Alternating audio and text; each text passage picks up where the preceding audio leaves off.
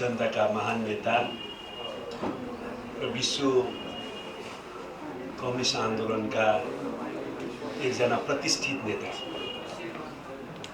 Comrade किम इल सुङको 109 जन्म जयन्तीको अवसरमा म कमरेड किम इल सुङ प्रति हार्दिक श्रद्धासुमन व्यक्त गर्न चाहन्छु र कोरियाले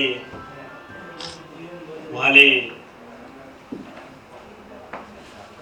जुन उद्देश्यको निम्ति सङ्घर्षको नेतृत्व गर्नुभयो र जुन विचारहरूको प्रतिपादन गर्नुभयो त्यसको आलोकमा आज साम्राज्यवाद विरोधी सङ्घर्ष अगाडि बढाउँदै राष्ट्रिय स्वाधीनताको रक्षा गर्ने काम जसरी गर्नुभएको छ र समाजवाद निर्माणको अभियानलाई जसरी अगाडि बढाउनु भएको छ त्यसलाई सफलता मिलोस् त्यसको निम्ति कोरियाली जनताका सर्वोच्च नेता कोरियाली मजदुर पार्टीका महासचिव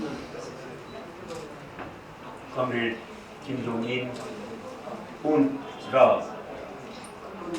कोरियाली मजदुर पार्टी त्यहाँका कमरेडहरू र कोरियाली जनतालाई हार्दिक शुभकामना दिन चाहन्छु।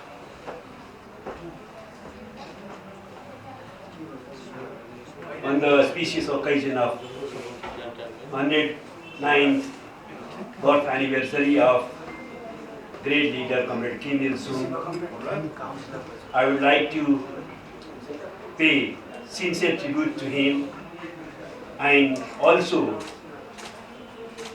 I wish to success in its fight against imperialism, in its march towards socialism.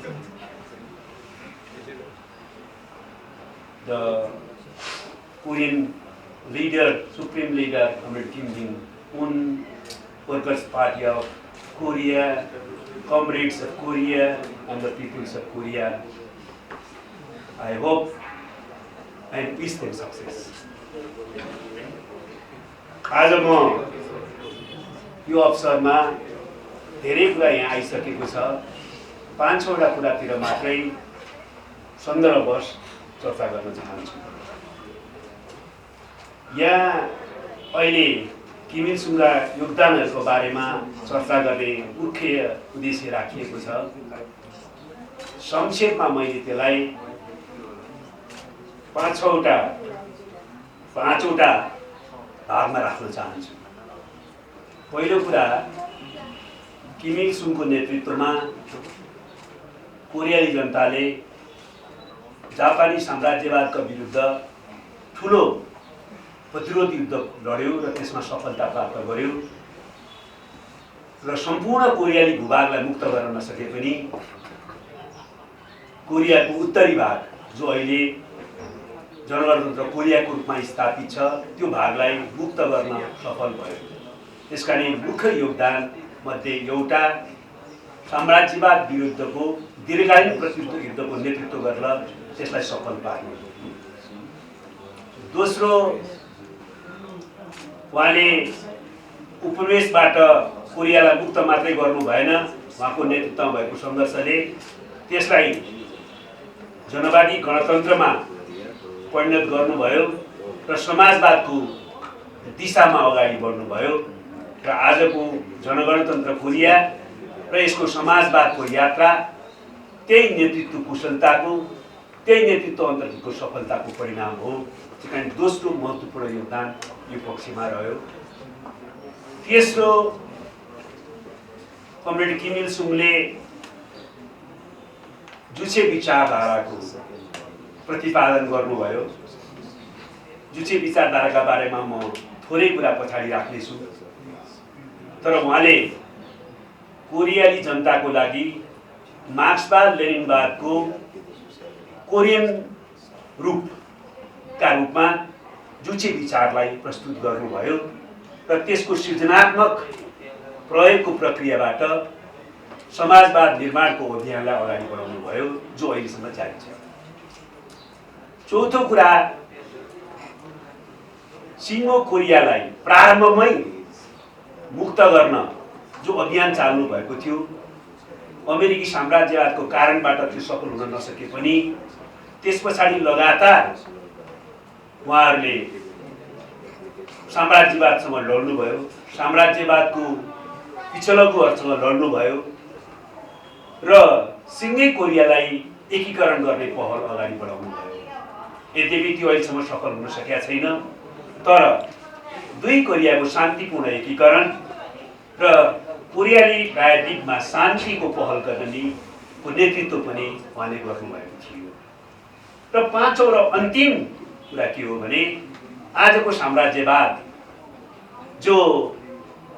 जुन रूपमा अगाडि छ र जसरी यसले शोषणका विभिन्न रूप र तरिकाहरू अपनाएर अहिले आफूलाई प्रस्तुत गरिरहेको छ, त्यस्तो साम्राज्यवादका विरुद्ध सङ्घर्ष गर्ने वैचारिक र भौतिक शक्तिको निर्माणको प्रक्रियाको नेतृत्वको आधार पनि उहाँले नै तयार गर्नुभयो कोरिया र कोरियाली जनताको लागि। त्यसैका कारणले आज कोरिया जीवित छ। यसैले गर्दाखेरि यी पाँचवटा पक्षमा कमरेड किम इल सुङको असाधारण योगदान थियो भन्ने कुरा मेरो आफ्नो अध्ययनको आधारमा मैले यहाँसँग प्रस्तुत गरेँ। दोस्रो कुरा, जुचे विचारको बारेमा धेरै चर्चा भएको छ र जुचे विचारलाई 1955 मा अगाडि सारियो। वास्तवमा 1955 डिसेम्बरमा एउटा भाषणको क्रममा जुचे विचार अगाडि सार्नु भएको।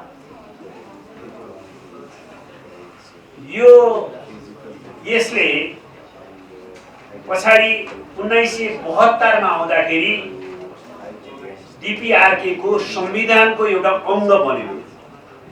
त्यसपछि 1982 मा आउँदाखेरि यसको सिद्धान्तको व्याख्या गर्ने काम एउटा डकुमेन्टै प्रस्तुत गरेर कोरियाली जनताका प्रिय नेता भनेर स्थापित कमरेड किम जोङ इलले गर्नुभयो। यसरी 1955, 1972 र 1982 जुचे विचारधाराका विकासको निम्ति महत्त्वपूर्ण माइलस्टोनहरू हुन् र अहिले त्यो जुचे विचार सबभन्दा पहिले ह्युमन फोकस्ड आइडियोलोजीको रूपमा अगाडि बढेको छ। जस्ता मान्छेलाई केन्द्रबिन्दुमा राख्ने भनेको जनता सामान्य अवस्थामा त हो, तर सोसियलिजमको बारेमा एउटा जो डिबेट छ यसले मान्छेलाई केन्द्रबिन्दुमा राखेन, मान्छेलाई मुक्त गर्ने कुरालाई केन्द्रबिन्दुमा राखेन भने जुसेले सबभन्दा बढी ह्युमन सेन्टर्ड, ह्युमन फोकस्ड, यसले मुक्त गर्ने पनि मान्छेलाई हो, यो मुक्त गर्ने पनि मान्छेहरूले नै हो भन्ने कुरालाई केन्द्रबिन्दुमा राखेको। त्यसकारण म्यान सेन्टर्ड फिलोसफी र आइडियोलोजीको रूपमा यसलाई अगाडि बढाउनुपर्छ भन्ने। दोस्रो कुरा, यहाँ सेल्फ रिलायन्सलाई विभिन्न ढङ्गले व्याख्या गर्ने गरिएको छ, आत्मनिर्भरतालाई। वास्तवमा यो सेल्फ रिलायन्सको जुचे विचारको मुख्य पोइन्ट चाहिँ के हो भने इन्डिपेन्डेन्ट थिङ्किङ, स्वतन्त्र मौलिक विचार हो। कहीँ विचारको स्रोत पनि कहीँ बाहिर खोज्ने होइन, त्यो आफैले विकास गर्नुपर्छ। इन्डिपेन्डेन्ट थिङ्किङ हो है भने हो त्यो। त्यसपछि अर्थतन्त्रको आत्मनिर्भरता, अरू क्षेत्रको आत्मनिर्भरता त्यस पछाडि कुरा हो। त्यसकारण जुचेले जोड दिन खोजेको मुख्य कुरा के हो भने इन्डिपेन्डेन्ट थिङ्किङ, आफै टाउको होला, आफ्नै विचारको विकास गर, आफैमा निर्भर भएर समाजवादको आन्दोलन अगाडि बढाऊ र समाजवाद निर्माणको प्रक्रिया अगाडि बढाऊ भन्ने। धेरै कुरा चर्चामा आउँदैन यो पक्ष, एउटा गम्भीर पक्ष छ यसको। हाम्रो साथीहरूले पनि अथवा विश्वका अध्ययनकर्ताहरूले यो बारेमा धेरै चर्चा गरेको पाइँदैन। वास्तवमा जुचे विचार पहिलोपटक 1955 को डिसेम्बरमा भाषणको रूपमा कमरेड किम इल सुङले अगाडि सार्दाखेरि त्यो बिस्तारै आफ्नो दिशा नयाँ ढङ्गले सोझ्याउन आफै है भन्ने धारणा ल्याउनु भएको। त्यो चाहिँ सोभियत संशोधनवादको उदय हुन थालिरहेको छ। जब क्रुश्चेभी लाइन आयो त्यस पछाडि त्यसले गलत दिशातिर जान सक्ने खतरा देखेपछि 1955 को लास्टको त्यो भाषण आयो। किन हिजो चाहिँ सोभियत डिपेन्डेन्सी अलिक बढी थियो, प्रतिरोध युद्ध कालमा पनि चाहिँ सोभियतको सहयोग थियो, उहाँहरू मस्कोमै पनि चाहिँ ट्रेनिङ लिनु भएको हो। तर जब त्यो बिस्तारै चाहिँ सोभियत सङ्घ अर्को दिशातिर जान थालेको देखिसकेपछि अब हुँदैन है, सोभियत सङ्घ छ भन्न थाल्यो भने हुँदैन, त्यसैले आफ्नै टाउको हल्लाऊ, आफै बनाऊ, आफै आत्मनिर्भर हो भनेर आह्वान गरेको त्यहाँबाट हो। त्यसकारणले जब संशोधनवाद विरुद्धको सङ्घर्षको नयाँ मोडेल हो डिपिआरके र वर्कर्स पार्टी अफ कोरिया, माओले ग्रेट डिबेट भनेर सुरुवात गर्नुभयो, किम इल सुङले त्यसो गर्नुभयो। तर किम इल सुङले सुरुवात गर्नुभयो आफै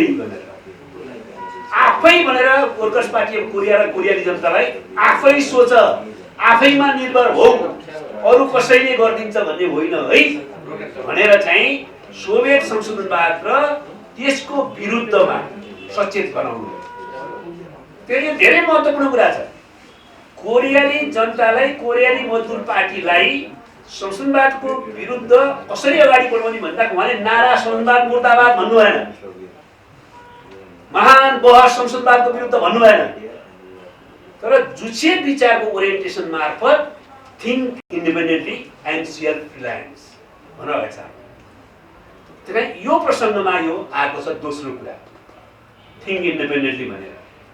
तेस्रो कुरा, यो आफ्नै सोच, आफ्नै विचारधाराको आधारमा अगाडि बढ्न पनि हामीले अरू कुरामा आत्मनिर्भर बन्न सकेनौँ भने हुन्न है, प्रभाव खिचिहाल्छ भनेर भने तीनटा कुरामा आत्मनिर्भरताको कुरा गर्नु। Political independence, economic self sufficiency, self sustainability र नेसनल सेल्फ डिफेन्स, यो तीनटा कुरालाई जुचे विचारले के भन्यो त भने यो कुरा नभइकन पनि हामीले चाहिँ आफ्नै विचारधारा भनेर त्यसले सफलता प्राप्त गर्न सक्छौँ। आफ्नो विचारधाराको सृजनात्मक प्रयोगको प्रक्रियामा तीनटा क्षेत्रमा पोलिटिकली सेल्फ डिटर्मिनेट गर्न सक्नु पर्यो, आफ्नो राजनीतिको निर्धारण आफैले गर्न सक्नु पर्यो, आफ्नो अर्थतन्त्र बाँच्ने, आफ्नो देशलाई बाँच्ने अर्थतन्त्र आफैले विकास गर्नु पर्यो र राष्ट्रको रक्षा गर्न सक्ने चाहिँ क्षमता विकास गर्नु पर्यो। त्यसो भएपछि मात्रै आफैले सोच, आफ्नै विचार लागू गर भन्ने कुरा चाहिँ वास्तवमा क्रियान्वयन प्रक्रियामा जान्छ। त्यसैले तेस्रो कुरा यो जुझ्यो। चौथो कुरा, विशेष त पछाडि किम जोङ इलले व्याख्या गर्दा दुईटा अर्को महत्त्वपूर्ण कुरा विस्तारित गर्नुभयो, जोड दिनुभयो भनौँ त्यसलाई।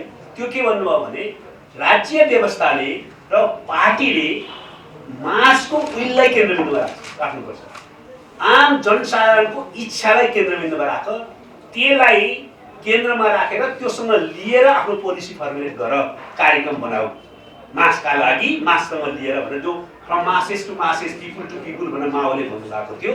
जुचे विचारको विकासको क्रममा थिसिस लेख्दै, डकुमेन्ट प्रस्तुत गर्दै मासको विललाई राज्य र पार्टीले ग्रहण गर्नुपर्छ भनेर पाँचौं कुरा के भन्नुभयो त जुचेले भने सारा जनतालाई moulding to the communist ideology गर्नुपर्छ र कम्युनिस्ट विचारधाराले प्रशिक्षित गर्नुपर्छ र कम्युनिस्ट मोबिलाइजेसनको रूपमा मोबिलाइज गर्नुपर्छ। यसो गरेन भने टिकाउन सकिन्न भन्नुभयो। त्यसैले जुचे विचारले यी पक्षहरूलाई केन्द्रबिन्दुमा राखेर आफूलाई विकास गरिराखेको छ। अब त्यस पछाडि यो जुचेको यो प्रसङ्ग पछाडि म के कुरामा सानो ध्यान आकर्षित गर्न चाहन्छु भने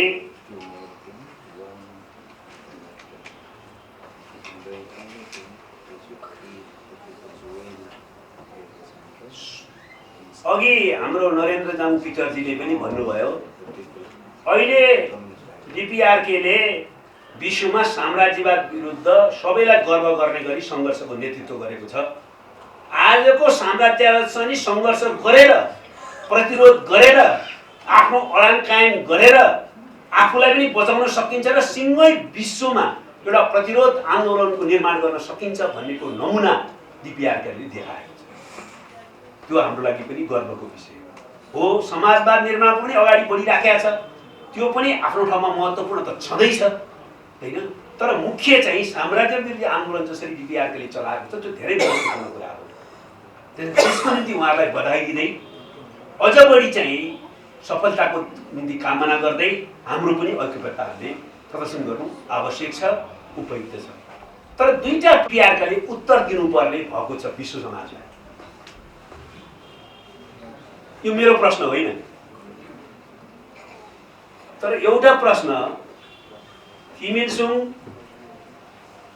किम जोङ इल र किम जोङ उन राजतन्त्र जस्तै उत्तराधिकारी व्यवस्थाको विकास हुन लाग्यो भन्ने एउटा आलोचना विश्वव्यापीमा बन्दैछ।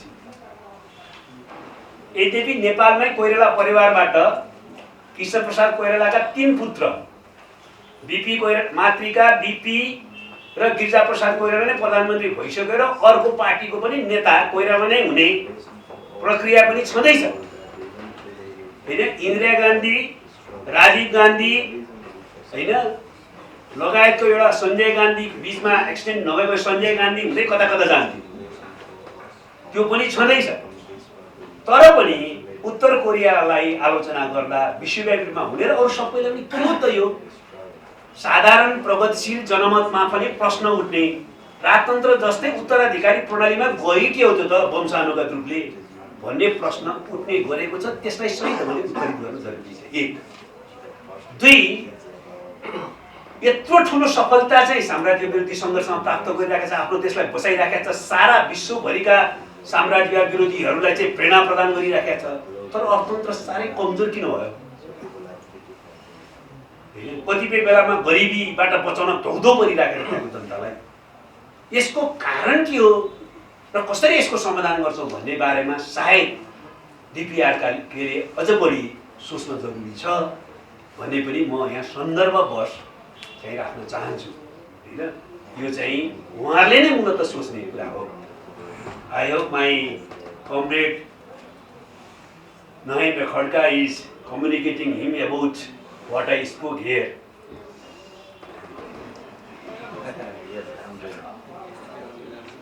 अर्को अब म लास्टली आउँछु। लास्टली मेरो कुरा के हो भने हामीले के सिक्ने, हाम्रो शिक्षा के हो? हाम्रो शिक्षा के हो भने दुईटा हो। एउटा हामीले पनि नेपालको क्रान्ति प्रक्रियालाई आफ्नै मौलिकतामा अगाडि बढाउनु पर्छ र प्रतिकूलताहरूको बीचमा पनि, चुनौतीहरूको बीचमा पनि मौलिक ढङ्गले मार्क्सवाद लेनिनवादको सृजनात्मक प्रयोग गर्दै क्रान्ति प्रक्रिया अगाडि बढाइयो भने विजय सम्भव छ। एउटा शिक्षा यो हामीले त्यही गरेका पनि हो। हामीले मार्क्सवाद लेनिनवाद, माओ विचार वा माओवाद वा मार्क्सवाद लेनिनवाद जे भन्नुस्, क्रान्तिकारी मार्क्सवादको सार्वभौम सिद्धान्तहरूलाई नेपालको विशिष्टतामा सृजनात्मक ढङ्गले प्रयोग गर्दै नेपाली क्रान्तिको आफ्नै बाटो र नेपाली क्रान्तिको आफ्नै मोडेल विकसित गऱ्यौँ र त्यस आधारमा 21औं शताब्दीको समाजवादको नयाँ मोडेलको प्रयोगको थलो नेपाललाई बनाउन खोज्यौँ। त्यो सफलताको दिशातिर गइराखेको थियो, तर त्यहाँ आक्रमण भएको छ।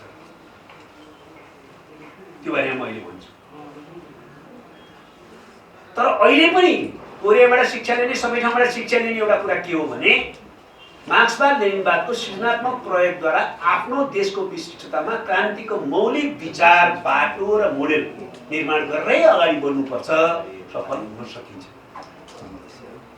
दोस्रो शिक्षा के हो भने साम्राज्यवादले दादागिरी गरिराखेको छ।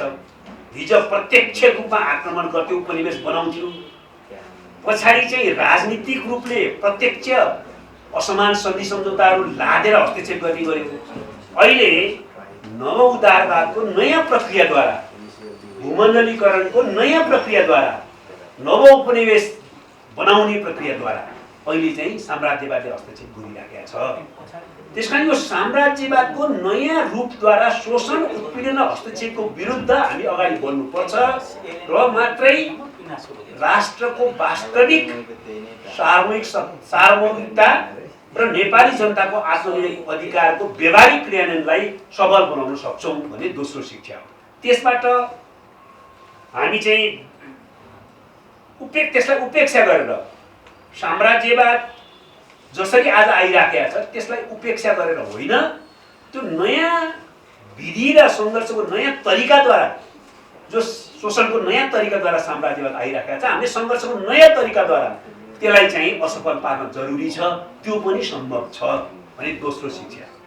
यो दुईटा शिक्षा हामीले चाहिँ लिन जरुरी छ र त्यसको आधारमा अगाडि बढ्न जरुरी छ। र अन्तमा यो परिवेशमा आज हामी तीनटा प्रवृत्तिको विरुद्ध सङ्घर्ष नगरिकन भएको छैन। हामीले अघि मैले भने जस्तो नेपाली कम्युनिस्ट आन्दोलनको ले क्रान्तिको मौलिक बाटोद्वारा क्रान्तिको नयाँ मोडेलको प्रयोगको प्रक्रियाबाट नेपालमा समाजवाद निर्माण गर्ने यात्रा जाँदै थियौँ, त्यो सफल हुने यात्रा गइराखेका थियो। नेपालको कम्युनिस्टहरूलाई मात्र यो सम्भावना पैदा भएको थियो, यो अवसर प्राप्त भएको थियो कि नेपालको कम्युनिस्टहरूले आफैले बनाएको संविधान जो समाजवाद उन्मुख भनिएको छ त्यसलाई लागू गर्दै त्यही संविधान अन्तर्गत शान्तिपूर्ण प्रतिस्पर्धा गरेर राज्यको नेतृत्व गरेर संविधानलाई प्रयोग गर्दै सामाजिक आर्थिक रूपान्तरण गरेर समाजवादको आधार तयार पार्ने र समाजवाद निर्माण गर्ने 21औं शताब्दीको नयाँ प्रयोगलाई सफल पार्ने सम्भावना यहाँ पैदा भएको थियो। त्यो पैदा भएदेखि साम्राज्यवादी विस्तारवादी शक्तिहरूले त्यसलाई हर हालतमा असफल पार्न जो षड्यन्त्र गरे, त्यो षड्यन्त्रको निमित्त नायकहरू यहाँ देखा परेर त्यसको परिणामस्वरूप अहिले नेपालको कम्युनिस्ट आन्दोलनलाई ध्वस्त पार्ने षड्यन्त्र अगाडि बढ्दैछ। त्यसको नायक दुर्भाग्यवश नेपाली कम्युनिस्ट आन्दोलनबाटै पैदा भएको हाम्रै पार्टीमा हामीले एकपटक अध्यक्ष बनाएको अहिले नेकपा एमालेको अध्यक्ष हुनुभएको केपी ओलीले गर्नुभएको छ। यो विसर्जनवादी आक्रमण हो, नेपालको कम्युनिस्ट आन्दोलनको महान सम्भावनालाई तोड्न गरियो। यसको विरुद्ध हामी सङ्घर्ष। दोस्रो, नेपालको राजनीतिक परिवर्तन जो क्रान्तिको मौलिक बाटोबाट मौलिक ढाँचाको लोकतन्त्रलाई आत्मसात गर्दै अगाडि बढिराखेको थियो, त्यसलाई ध्वस्त पार्न प्रतिगामी कदम चालिएको छ। एउटा प्रतिगामी कदम संविधान विघटनको त्यसलाई हामीले असफल पार्यौं, तर प्रतिगमनको खतराको अन्त्य भइसकेको छैन। दोस्रो हामीले लड्नुपर्ने प्रतिगमनका विरुद्ध हो। अहिलेको राजनीतिक उपलब्धिको रक्षा गरेर यसलाई अझ विकसित गरेर अगाडि बढ्नुपर्ने आवश्यकता छ। र तेस्रो, नेपालको बारेमा म तपाईहरुलाई अलिक विशेष अपिल गर्न चाहन्छु। विशेषै यो बहसलाई म नेपालमा, नेपाली समाजमा, नेपालको राजनीतिक पार्टीमा, नेपालको बुद्धिजीवीहरूको माझमा अलिक बढाउन चाहन्छु। किन भयो नेपालको यो स्थिति? नेपाली कम्युनिस्ट आन्दोलनको ठोस रूपमा पछाडि छलफल गरौँला। नेपालको राजनीतिमा यो स्थितिको पछाडि दुईटा मूलभूत कारण छ। हामीले जो लोकतान्त्रिक प्रणालीको निम्ति सङ्घर्ष गरेर लोकतन्त्र पनि एक स्तरमा स्थापित गर्यौं, त्यो प्रणालीलाई लागू गर्नका निम्ति त्यसको नेतृत्व चाहिँ त्यो प्रणालीले माग गरेहरूको दृष्टिकोण, आचरण, मूल्य मान्यता भएको हुनुपर्छ। हाम्रो समस्या हामीले स्थापित गरेको प्रणाली र त्यसलाई नेतृत्व गर्ने नेतृत्व टिमको दृष्टिकोण, विचार, मूल्य मान्यता, आचरण, संस्कृति बीचको अन्तर्लिप्त हो। त्यसकारण प्रणाली आफैमा कार्यान्वयनको प्रक्रिया अगाडि बढ्दैन। प्रणाली कसरी प्रभावकारी कार्यान्वयनमा अगाडि बढ्छ भने जब त्यसको लिडरशिप चाहिँ त्यो प्रणालीले माग गरे अनुसारको दृष्टिकोण, विचार, आचार, मूल्य मान्यता सहीको हुन्छ। सिस्टम डेमोक्रेटिक हामीले स्थापना गर्यौं, तर त्यो डेमोक्रेटिक सिस्टमलाई लागू गर्नको निम्ति त्यसको नेतृत्व गर्ने पोलिटिकल लिडरशिप टिम, विभिन्न पार्टीको लिडरशिप टिम चाहिँ अपेक्षा गरे अनुसार democratic outlook, democratic norms, democratic conduct, democratic culture अनुसारको भयो। हाम्रो कन्डिसन थियो। त्यही यो समस्या पैदा भयो। एक। दोस्रो कुरा, नेपालमा विदेशी हस्तक्षेप विभिन्न कोणबाट हुने गरेको बेलामा जब राजनीतिक पार्टीहरूको बीचमा, नेपालको राजनीतिक नेतृत्वको बीचमा एकता भएको छ, विदेशी हस्तक्षेपलाई परास्त गरेका छौँ। चाहे हामीले संविधान निर्माण गर्दा होस्, चाहे संविधान घोषणा गरेर चुनावको दिशातिर जाँदा होस्, चाहे हाम्रो पार्टी एकता गर्ने बेलामा होस्, चाहे सरकार बनाउने बेलामा होस्, चाहे लिम्पेद्वारा लिम्बुलेको कुरालाई संविधानमा राख्ने बेला होस्, सब राजनीतिक पार्टीहरू एक ठाउँमा आयो, सब लिडरसिपहरू एक ठाउँमा आयो, विदेशीहरूले हस्तक्षेप गर्न चाहे पनि फेर्नु र हामी अगाडि बढ्यौँ। तर नेपालको अर्को समस्या के हुने गरेको छ भने कहिलेकाहीँ आफ्नो तुच्छ पदीय स्वार्थका निम्ति, निज स्वार्थका निम्ति विदेशी हस्तक्षेपलाई स्वीकार गर्ने मात्रै होइन, विदेशी हस्तक्षेप आमन्त्रण गर्ने प्रवृत्ति नेपालको राजनीतिक पार्टी र नेतृत्वमा देखा परेको छ। जुन जुन बेलामा नेपालको राजनीतिक पार्टी र नेतृत्वमा त्यस प्रकारको प्रवृत्ति देखा पर्छ त्यो बेलामा विदेशी हस्तक्षेप एकदम जबरजस्त रूपमा नेपालमा आउँछ र अहिले ठिकै त्यही भइरहेको छ। त्यसकारण यो दुईटा कुरामा हामीले चाहिँ क्रान्ति अगाडि बढाउने हो भने हामीले चाहिँ ध्यान दिनुपर्छ। कारण तीनटा प्रवृत्तिको त लडौँ, प्रतिगामी प्रवृत्ति, वैदेशिक हस्तक्षेप र राष्ट्रिय आत्मसम्भावी प्रवृत्ति र विसर्जनवादी प्रवृत्ति, यो तीनटा प्रवृत्तिको विरुद्ध मात्रै सङ्घर्ष गरेर मात्रै हामी राजनीतिक उपलब्धिको रक्षा गर्न सक्छौँ, फेरि कम्युनिस्ट आन्दोलनलाई जीवित बनाउन सक्छौँ र फेरि समाजवादको बाटोमा अगाडि जान सक्छौँ। आज किम इल सुङको 109 जन्म जयन्तीको अवसरमा किम इल सुङका शिक्षाहरूलाई आत्मसात गर्ने कुराकानी गर्दा र उहाँप्रति श्रद्धाञ्जली अर्पण गरिरहँदा नेपालका कम्युनिस्टहरूले पनि यो कुराहरूलाई गम्भीरतापूर्वक आत्मसात गरेर अगाडि बढ्न जरुरी छ। त्यसको निम्ति अपिल गर्दै म बिदा हुन्छु। धन्यवाद। The Nepal Study Center of Juche Idea extend our revolutionary greetings to Supreme Leader Kim Jong-un, General Secretary of the Workers' Party of Korea, President of the State Affairs Commission and Supreme Commander of the Armed Forces of Korea, and wish for His Excellency's good health, long life and victory in each step of the struggles for socialist construction and against the imperialist aggression, and wish that peace and prosperity in the Democratic People's Republic of Korea (DPRK) could be achieved in His Excellency's visionary leadership. Great leader Kim Il-sung, liberator of the Korean people, founder of the Democratic People's Republic of Korea, propounder of the Juche idea and Korean-style socialism, was born in 1912, April 15, from which the Juche calendar begins. The date is inscribed in the history of human beings in golden letters and celebrated by the Korean and all the people around the world who are in favor of socialism and against the imperialism is the Day of Sun. In this very occasion, we express our solidarity to the Workers' Party of Korea and Korean people for their victory in the building of Korean-style socialism by defeating the imperialist interest, and wish that socialist construction would be accelerated in Malimma speed towards building the DPRK, a thriving socialist country, by embodying the dream of great leader Kim Il-sung and dear leader Kim Jong-un, following the path of Juche, Sungun policy and People's First policy. With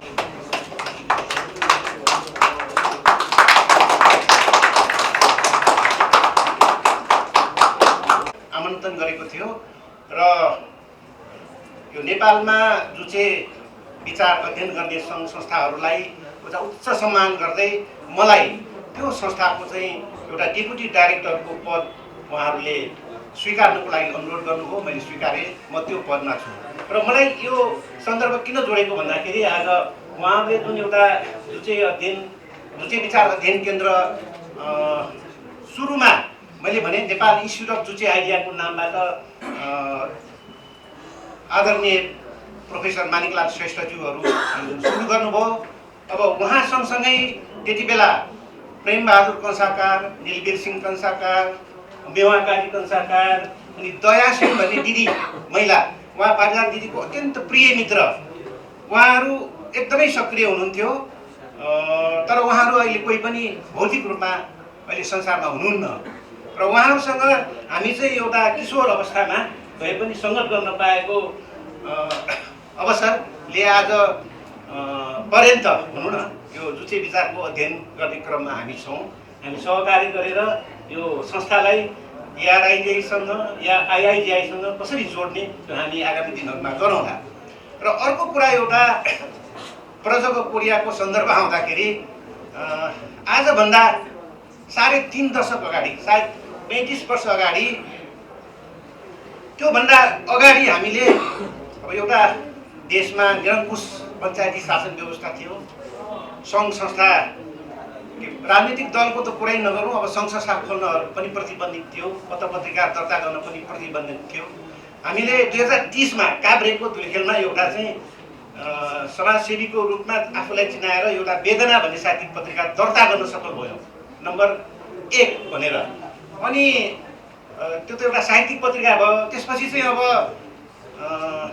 यहाँहरूलाई थाहा नै होला, यो एउटा communist विचारधारा, communist पार्टीले अवलम्बन गरेको विचार सङ्गठनलाई टेवा पुर्याउनको लागि साहित्यको क्षेत्रबाट र एउटा सांस्कृतिक फाँटको क्षेत्रबाट धेरै नै टेवा पुगेको छ भन्ने लाग्दछ मलाई नेपालमा। र हामीले वेदना साहित्यिक पत्रिका त छँदैछ, त्यो सँगसँगै त्यत्तिकै वेदना परिवार भनेर सांस्कृतिक कार्यक्रमहरू गर्ने क्रम हामीले चलायौँ। र यो आजभन्दा 3.5 दशक अगाडि हामीले हाम्रो आदरणीय रायन दाईको सिर्जनामा यो सिम्मा भन्ने गीति नाटक प्रदर्शन गऱ्यौँ। त्यो एकदमै सफल भयो। Very much grateful today to be invited to this very important function at which His Excellency, the special guest, is with us to encourage the struggle of the Korean people and to inaugurate this very important Nepal Study Center of Juche Idea. Well, the previous speakers, I think, clearly mentioned of the Juche Idea, the main meaning of the Juche Idea, and the result of the implementation of the Great Juche Idea, which was founded by the great leader, President Kim Il-sung. So, if I just followed the words, the one who just said just before, that the seed of flower which we have here is spreading just this room, but the great ideas which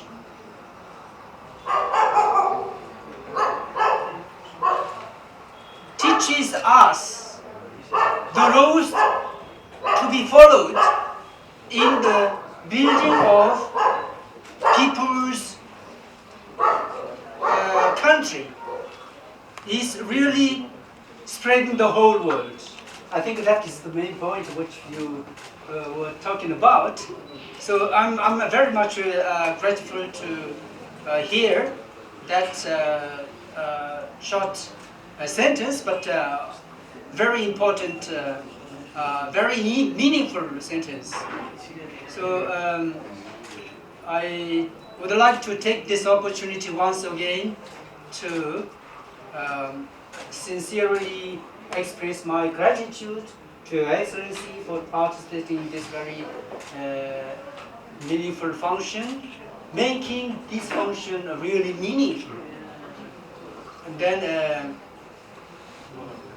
I'm very much grateful to you all for participating in this function, who are willing to study the Juche Idea at least, to implement that main ideology into the practice in the development of Nepal. So I'll be very much grateful if only you all will struggle to bring about a country where the Great Juche Idea is implemented. I thank you very much.